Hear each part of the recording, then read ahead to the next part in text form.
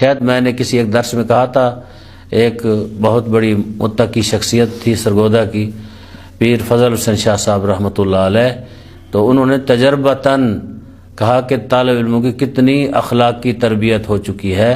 تو مدرسے میں گئے، ایک طالب علم سے کہا کہ ایک کاغذ لے آؤ، اس نے فوراً رجسٹر پڑھا تو پھاڑنے لگا۔ اس نے کہا رک جاؤ، پیر صاحب نے کہا رک گیا۔ کہا کیوں پھاڑ رہے ہو؟ کہا قبلہ آپ نے مانگا ہے۔ کہا یہ آپ کا ہے؟ کہا نہیں، یہ مدرسے کا ہے۔ کہا اس مدرسے کو پیسے اس رجسٹر کے آپ نے دیے ہیں؟ نہیں جی، قبلہ نصیر حسین صاحب جو مولانا اعجاز حسین صاحب جو بھی عالم دین تھے اس زمانے میں، انہوں نے کیا خریدا ہے؟ کیا ان کے اپنے پیسے تھے؟ کہا نہیں۔ کہا کس کے پیسے تھے؟ امام کے۔ آپ نے اجازت لی ہے؟ کہا امام تو ہے نہیں۔ کہا کہ یہ جو سارا مال ہے امام کا، جن لوگوں کے لیے لوگوں نے دیا ہے ان سے اجازت لی آپ نے؟ ان کا ایک کاغذ آپ لے رہے ہیں، یعنی یہ ہے چھوٹی بات ہے آپ کے لیے، میرے لیے بہت چھوٹی بات ہے، لیکن یہ بہت بڑی بات ہے۔ یہیں سے انسان کے تقوی کا، دیانتداری کا، دینداری کا پتہ چلتا ہے۔ یا ہم چھوٹی چھوٹی چیزیں چوری کر لیتے ہیں ماہ مبارک رمضان میں، اور پھر کہتے ہیں ہمیں روزہ بھی ہے۔ تو وہ روزہ ایسے ہی ہے بس، ٹھیک ہے، جیسے مولا امام سجاد علیہ السلام نے جب کسی نے کہا تھا اللہم صلی علی محمد، جب کسی نے کہا تھا کہ مولا حاجی زیادہ ہیں تو فرمایا میری انگلیوں کے درمیان دیکھو۔ جب دیکھا گیا تو وہ جانوروں کی شکل میں تھے، بہت کم لوگ حاجی تھے۔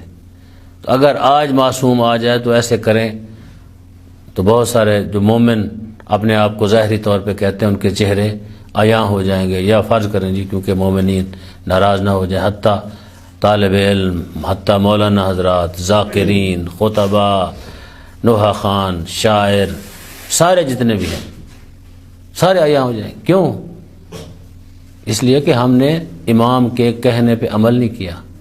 کتنے لوگ ہیں ہم میں سے، اس آیت میں کہا گیا ہے شہر رمضان الذی انزل فیہ القرآن ھدی للناس وبینات من الہدی۔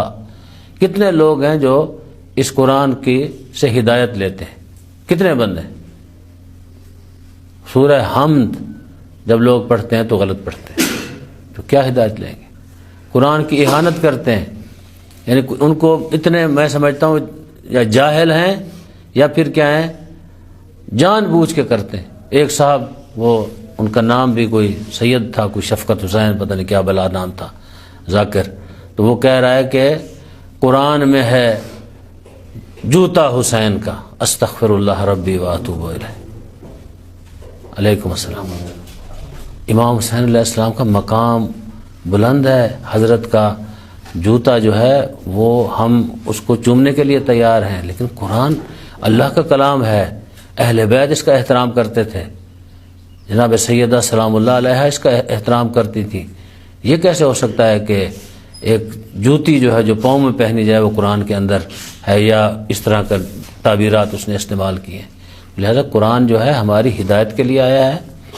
ہمارے جہاں ظاہری طور پر ہم پاکیزہ اپنے آپ کو سمجھتے ہیں، روزہ رکھتے ہیں، تو باطنی طور پر بھی ہمیں پاکیزہ ہونا چاہیے۔ ہماری آنکھیں، کان، زبان، ہاتھ، پاؤں، سارے کے سارے اعضاء و جوارے نہ فقط ماہ رمضان میں روزے سے ہوں، پورا سال روزے سے ہوں۔ علامہ علی نقی نقن رحمۃ اللہ علیہ، انہوں نے جب ان کے خلاف باتیں لوگوں نے کی تو انہوں نے، شاید یہ پہلے بھی میں نے ذکر کیا، انہوں نے فرمایا کہ علی نقی کبھی کوئی چیز لکھتا نہیں مگر رضائے خدا کے لیے، کبھی کوئی چیز بولتا نہیں مگر رضائے خدا کے لیے، کبھی میں کسی کو دیکھتا نہیں مگر رضائے خدا کے لیے۔ یہ ہونا چاہیے، کوئی بات نہیں سنتا مگر رضائے خدا کے لیے۔ اب روزہ رکھیں تو رضائے خدا کے لیے رکھیں، اور روزے سے ہوں تو پھر کوئی ایسا کام نہ کریں جس سے خود اللہ ناراض ہو جائے۔